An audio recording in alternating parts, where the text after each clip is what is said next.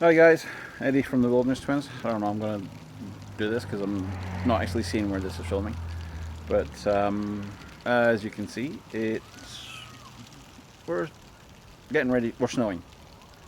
So I was just getting everything done for the winter this weekend, which is just as well because we just got hit by about 4 inches, 3 inches of snow.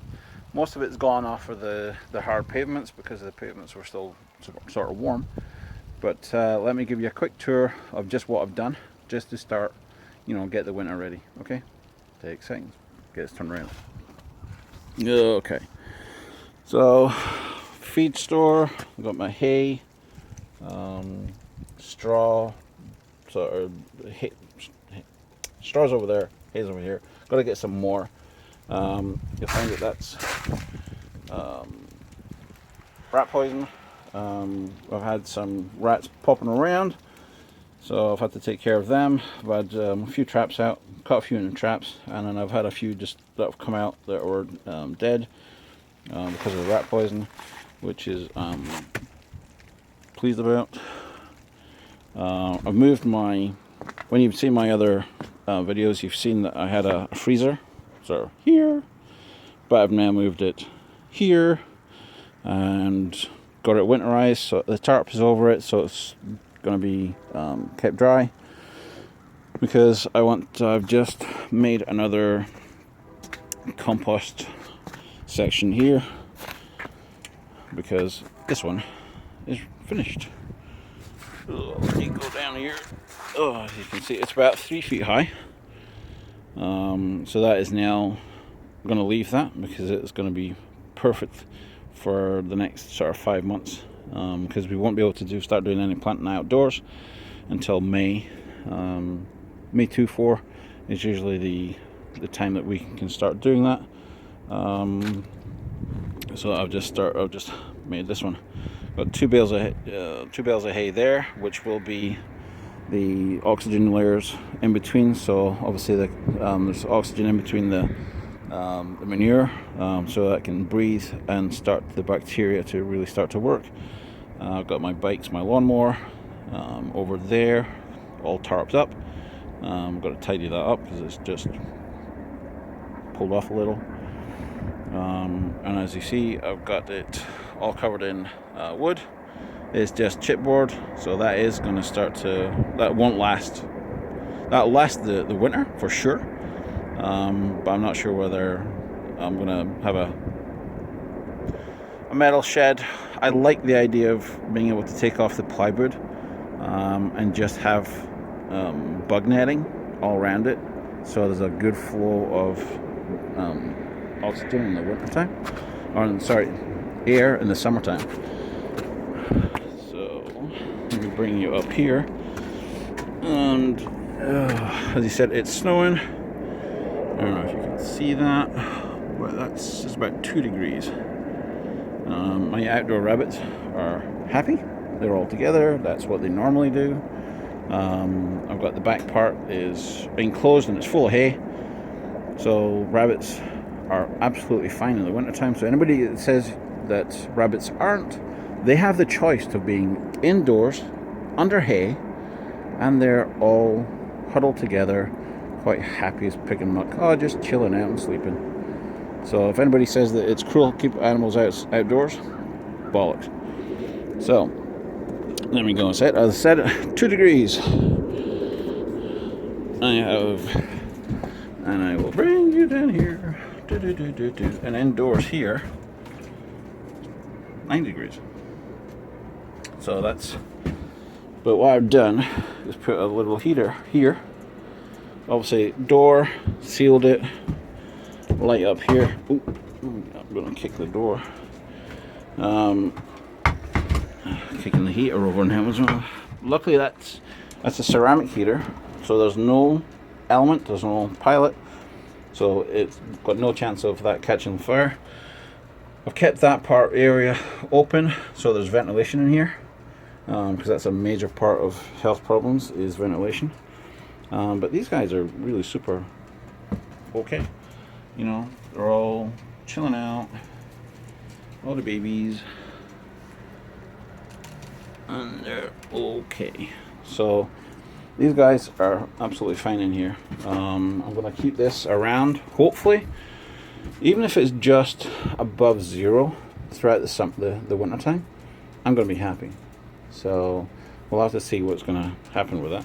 Let me just open that door so we got a bit more light. So that's what I've done with winterizing. On top of this sort of board here, I've put the same board, which is, I think, 3/8, something like that. All round, I've done the same on top. So I've put board on top and then a tarp over the top of that. So it's got 2 layers of boarding on top, so no chance at all of that coming together. And that's about it for winterizing. Really don't have to do anything. I was going to get, the reflective heat sheets and put that across the roof, so any of the heat goes up, it'll reflect, come back down. I might still. I've got them in the house, and it's easy enough just to staple them up. What I'm going to also do is I've got that light there, which again, it's just an LED, so there's no heat coming off that. And I'm going to create one sort of right there. So I'm going to light this section up because I've got light to come over this part of the rabbit tree, but this side's kind of still a little darkish. So I want a light bulb so up here, which will illuminate this side of the rabbit tree. But apart from that, I don't have to really do anything. Food there. Got my. I don't know if you can see that, but that's my hay. Babies in there. Unfortunately, this was the lady that. I'll have to open that door so I can actually see in here. Apologize for the filming. This is our lady who had the 18 babies. This is Bess, but 14 of them passed away. So it was a huge blow to us. I eventually put in the breeding box. I thought nature was going to take care of itself and all the babies would stay together. They did not. And I lost a lot of them all in one night. Because they all crawled out and they were crawling all over the place, and they just basically froze to death. But the guys who are left, because there are only 4 of them, these guys are big babies. These guys are, a week old. They should not be this big. They are honking great big, huge. Huge babies. Look at the size of these things. They're monstrous. Because they're getting all the milk that's left from mom. So here's another one. So, honking great big. Oh, door's closed again. But filming sucks. My apologies. Keep opening this door. These guys are quite happy together. Mom got moved over to one of the smaller cages. I'm going to move them out and move Mom back to the cage, because that's hers. I'm getting 2 new Californians on Friday.